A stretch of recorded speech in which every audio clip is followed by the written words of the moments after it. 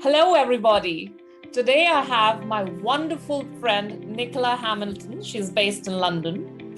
Nicola has spent more than 25 years in B2B marketing, communicating about technology that has changed the way we live and work. As Director of Communications at Go Cardless, she's focused on telling the Go Cardless story and establishing the company as the leading payments provider for direct bank payments. In her previous role at Finastra, Nicola spearheaded the Finastra brand launch in 2017, which saw the team deliver a new company name, brand messaging, and visual identity in less than 8 weeks. Wow, Nicola, you are an amazing friend, amazing colleague, wonderful, brand and communications executive with international experience, a mother, a partner, daughter. How do you do it all? Well, I certainly don't do it all by myself, Smita.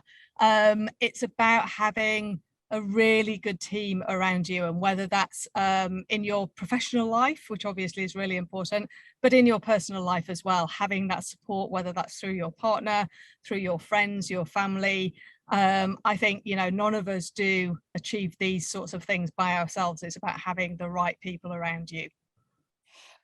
Absolute, Nicola. And I would say that, hey, you can do it all as long as you have that support system and network of people and confidants around you who can step in so that you can prioritize what needs your immediate attention and the other things can be looked after.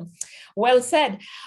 Nicola, as the leader in brand and communications and having launched multiple international brands, what is your advice for women in terms of how they build their own personal brand? I think there are many different routes to building your personal brand. I think, first of all, think about what is a personal brand. For me, I think about it very much in terms of it's your reputation. And you build your reputation every single day through the actions that you take, the decisions that you make. And it's really, when you then take that and think about what does that mean in the context of a personal brand, it's what people think about you when you're not in the room. So, are you a person that your manager thinks can be trusted? Are you somebody that they know always gets the job done? And it's through, you may not realize it, but through lots of actions day after day, you are building your reputation and your brand with the people who are closest to you. Now, you may want to expand that further, and that depends on what you're looking to achieve. So for some people, they may have a really in-depth expertise, and then they can go onto the speaker circuit, do podcasts, write blog posts on particular topics and build their brand in that way. But I think always bring it back to, who are you trying to influence? Who is your audience? That's the most important thing. What are you trying to achieve? And then just take very small steps. You don't have to take great big leaps. I think it's something that builds up over time, and do things that are true to you and that you enjoy as well. Yeah. Nicola, ever since I've known you, I have always admired your courage, authenticity, and uber optimism. How do you do that? And what advice you have for our viewers to keep the courage and be their authentic self? I don't think I would ever think of myself as courageous, but I have probably benefited from people in my career who've pushed me out of my comfort zone, and who have offered me those opportunities, which I've then taken.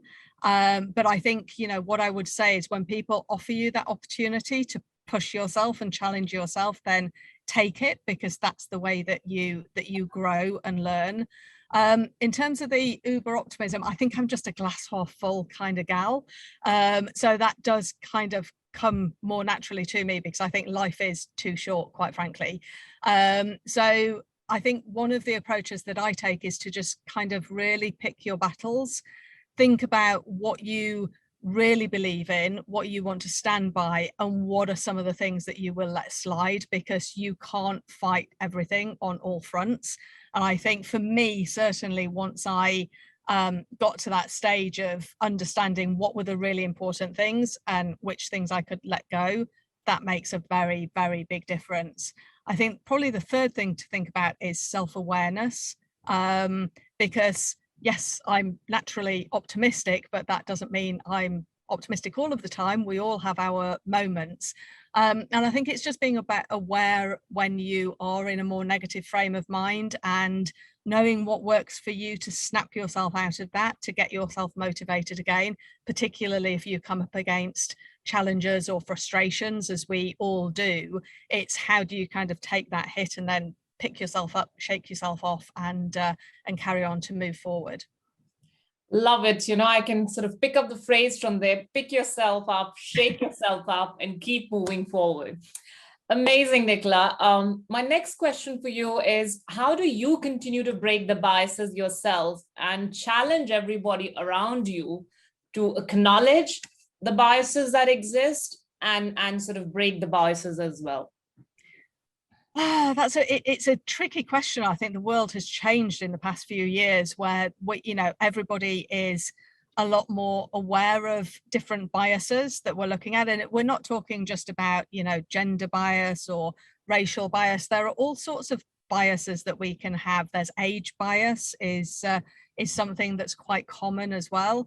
And I think what I actually learn a lot from is my team, and colleagues who are a lot younger than me, and they will flag things to me that I may not pick up on, probably because it's something that I've accepted over the course of my career. So I don't necessarily see it as a problem, but they will flag it and I'll suddenly see it through their eyes and be like, yeah, we shouldn't, that's not acceptable. We shouldn't be thinking in that way. So I would say it's actually more of a reverse mentoring role where I get a lot more from my team in terms of, them calling out things that are potential areas of bias that we can work on, and try and kind of, make sure that we're much more open about those things in the future. Yeah. Incredible insights, Nicola. And I think it's you talked about being open. And I think the more we are open and curious about what others have to share and talk, and more we are in that listening mode, a lot of our own unconscious biases can be addressed, because there we are coming with a curious mindset, with an acceptance mindset about what the others have to offer. Amazing. Nicola, last question for our series today. How do we build a more open and inclusive culture around us? I think it's just, well, for me, certainly it's around listening. I think, really encouraging that open dialogue, but listening to people, understanding the challenges that people have, because, a lot of us haven't experienced some of that, some of the biases and exclusivity, if you like, that other people may have come across. So I think listening, participating in programs that your company may run is a really good way to learn more about the challenges that your colleagues and friends and other people that you work with may come across, and then really encouraging that open exchange of ideas and things that you can do differently. It's a journey. It's something, we've come a long way from where we are. There's still a long way to go, but hopefully it's all moving in the right direction. Absolutely. And as you said, looking at the full picture, and hopefully everybody around us keeps moving forward and keeps breaking the bias.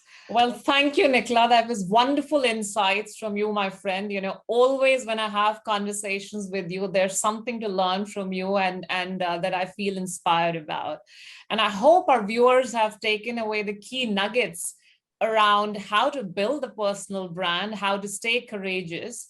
It's okay to have fears. It's okay to have doubts. I think it's more about giving us the permission to move forward and knowing that, yes, there will be failures. Yes, we will fail, but so what? Let's keep moving forward. Let's have a good, trusted circle of friends and network around us that builds us positively and continues to push us forward, just like Nicola, you are always doing with me and with the friends around you. So once again, Nicola, thank you so much for your time and for joining me on this video series. Really, really appreciate all your nuggets of wisdom today. You're very welcome.